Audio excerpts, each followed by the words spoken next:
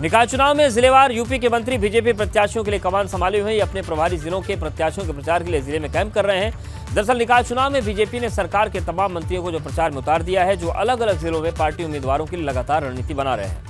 विधानसभा उपचुनाव में भी भाजपा कोई कमी नहीं छोड़ रही है। इतवार में उपचुनाव हो रहा है और साथ ही रामपुर की नगर पालिका सीट पर बीजेपी ने मुस्लिम उम्मीदवार को उतारा है। ऐसे में सहकारिता मंत्री जेपीएस राठौर रामपुर में ही कैंप कर रहे हैं। वहीं पीडब्ल्यूडी मंत्री जितिन प्रसाद भी आज दूसरे दिन भी जिले के दौरे पर रहेंगे। तो निकाय चुनाव में मंत्रियों ने मोर्चा संभाल रखा है और जिलों में कैंप कर रहे हैं। यूपी सरकार के मंत्री लोगों को साधने और समझाने की कोशिश कर रहे हैं। बीजेपी के पक्ष में मतदान करने की अपील कर रहे हैं और सभी मंत्रियों ने अपना मोर्चा संभाल रखा है।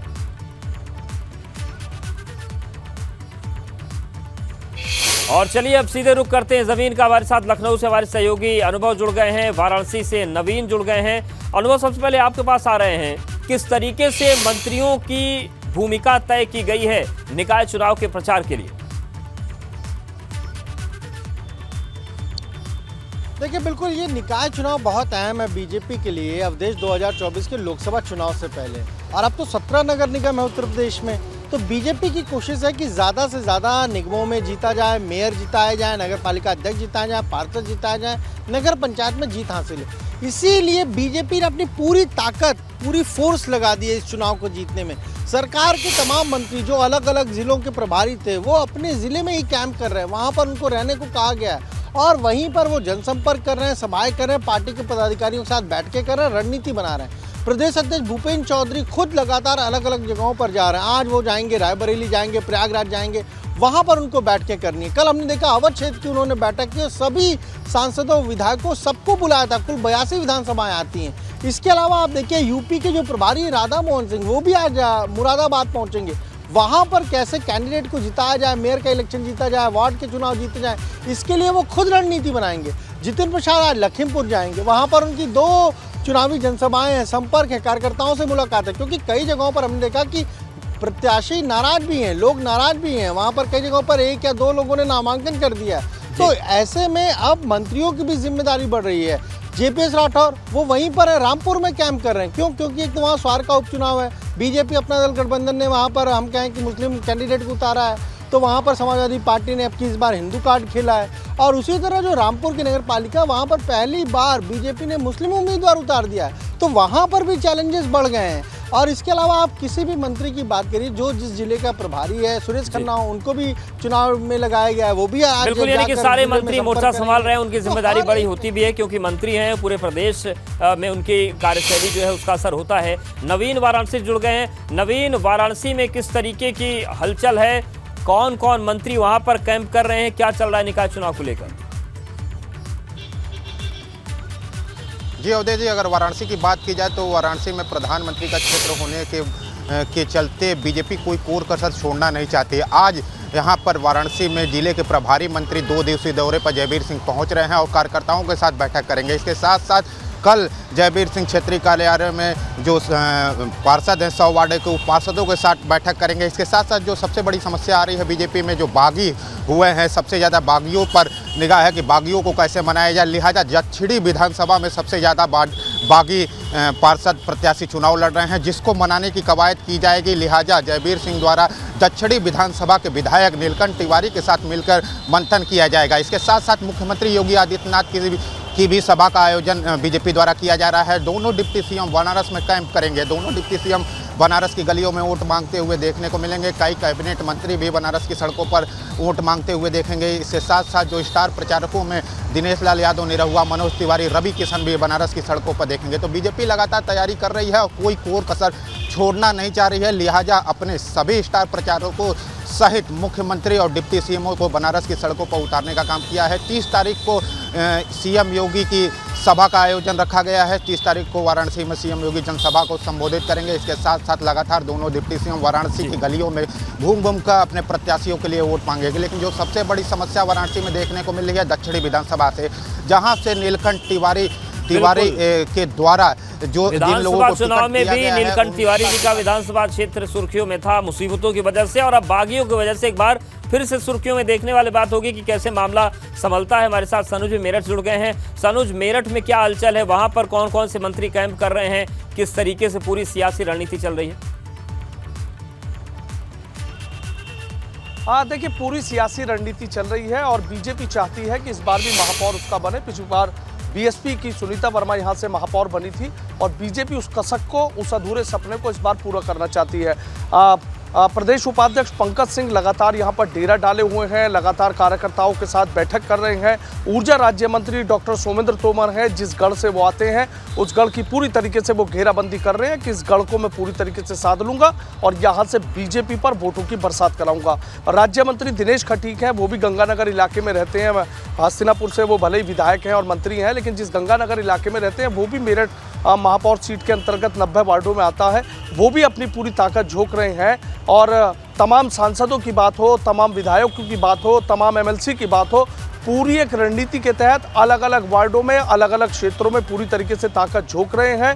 पूरा एक बूथ मैनेजमेंट जो बीजेपी का है, अब बीजेपी उस पर खास फोकस करके उसी के आधार पर जीत का जो गणित है वो बैठाने की पूरी कोशिश कर रही है।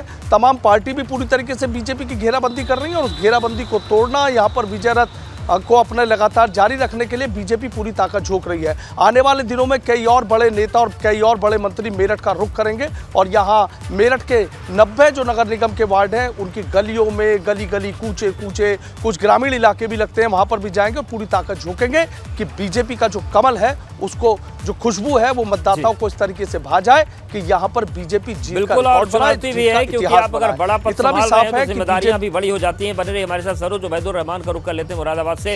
उबैदुर रहमान, मुरादाबाद अगर हम बात करें, मंडल की बात करें, तो वहां पर किस तरीके की स्थितियां हैं, कौन कौन से मंत्री हैं जो अपनी ताकत लगा रहे हैं, किसकी साख दांव पर है वहां?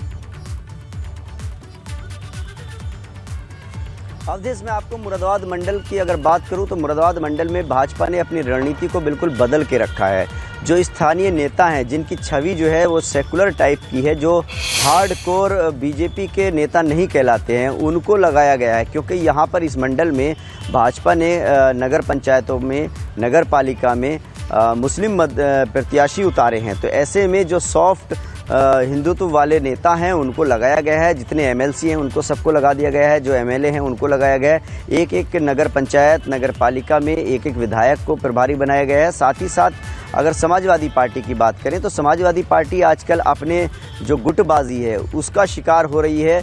चाहे हम संभल की बात करें, मुरादाबाद की बात करें या रामपुर की बात करें, तो यहाँ पर समाजवादी पार्टी में कहीं ना कहीं जो विरोधी खेमे हैं, जो गुटबाजी है, वो समाजवादी पार्टी को नुकसान पहुंचा रही है। लेकिन भाजपा इस बार बहुत बड़ी परीक्षा देने जा रही है। भाजपा इस बार हिंदू और मुस्लिम दोनों मतदाताओं का साथ चाहती है, तभी उसको नगर निकाय चुनाव में जीत मिलेगी। और अगर नगर निकाय चुनाव में ये जो परीक्षण है भाजपा का, ये कामयाब हो जाता है तो ये 2024 के लिए जो प्रधानमंत्री नरेंद्र मोदी का मंत्र है, जो उनका सबका साथ सबका विकास वाला फार्मूला है, उसको यहाँ पर एक्सपेरिमेंट कर रही है भारतीय जनता पार्टी। क्योंकि पिछले लोकसभा चुनाव में यहाँ पर एक भी सीट भाजपा को नहीं मिली थी, इसलिए भाजपा ने इस इलाके में मुस्लिम प्रत्याशियों को नगर पंचायत, नगर पालिका और जो नगर निगम के वार्ड हैं उसमें प्रत्याशी बनाया है और उसी तरह से चुनाव प्रचार चल रहा है। कोई भाषण आपत्तिजनक भाजपा के नेताओं की ज़बान से इस इलाके में देखने को नहीं मिल रहा है और वो बहुत शांति के साथ में जो उनका बूथ लेवल का कार्यकर्ता है उसको लगाए हुए हैं। और मुस्लिम जो उनका अल्पसंख्यक प्रकोष्ठ है, बासित अली की जो टीम है, वो पूरी लगी हुई है। तो भाजपा यहाँ पर बहुत कोशिश कर रहे हैं कि शांतिपूर्ण तरीके से और लोगों को साधा जाए। अनुभव, ये जो पूरी टीम लगी है, हर क्षेत्र की बात करें पूरब से लेकर पश्चिम तक, ये पूरी जो कोशिश चल रही है, इसमें बागियों को संभालना एक बड़ी चुनौती है। जैसा कि नवीन बता रहे हैं बीजेपी के लिए संकट है, उबैदुर रहमान बता रहे हैं सपा के लिए संकट है मुरादाबाद मंडल में। तो सबसे बड़ी जो टेंशन है वो बागी हैं, वोटर तो है ही है। जो देखिए, बागी तो हर दल में है। बीजेपी की बात कर लें, समाजवादी पार्टी की बात कर लें, कांग्रेस की बात कर लें, हर जगह पर बागी नजर आ रहे हैं और हर एक दल की मुश्किल बढ़ी हुई है। अब कल जब अवध क्षेत्र की बैठक हुई तो बीजेपी प्रदेश अध्यक्ष भूपेंद्र चौधरी ने साफ तौर पर कहा, जो सांसद आए थे, विधायक आए थे, प्रभारी थे, कि अगर आपने जो बागी हैं उनको नहीं मनाया, चुनाव में उनको नहीं बैठाया, तो जिम्मेदारी आपकी मानी जाएगी। यानी सांसद की, विधायक की, मंत्री की, प्रभारी की, सहप्रभारी की, इनकी जिम्मेदारी मानी जाएगी कि ये उस जो बागी उम्मीदवार था उसे नहीं मना पाए और वो अगर चुनाव में कंटेस्ट करेगा, बीजेपी को नुकसान होगा तो कहीं ना कहीं एक मैसेज ठीक नहीं जाएगा इनके लिए। तो ये साफ तौर पर कहा है। वही समाजवादी पार्टी भी इसी कोशिश में लगी है, अपने जो उसके स्थानीय नेता हैं, जो विधायक हैं, जो पूर्व विधायक हैं, पूर्व सांसद हैं, उनके जरिए भी जो बागी हैं उन्हें मनाने की कोशिश की जा रही है। हालांकि कई जगहों पर हमने देखा, कई महानगरों में जहां नगर निगम चुनाव, वहां पर समाजवादी पार्टी ने जो जहां बहुत ज़्यादा फाइट थी वहां अपने सिंबल नहीं दिए। तो अब जैसे एक या दो या तीन लोग लड़ रहे हैं, अब उन्होंने कहा कि भाई समर्थन सबको है, जो जीत जाएगा वो हमारा होगा। तो ये भी एक रणनीति अपनाई है सियासी दलों ने, पर जरूर इस चुनाव में कहीं ना कहीं बागी जो है वो सभी दलों की मुश्किल बढ़ा रहे हैं। बिल्कुल मुश्किलें बढ़ा रहे हैं, लेकिन इन्हीं मुश्किलों से पार सभी को पाना है। आप सभी हमारे साथ बने रहिए।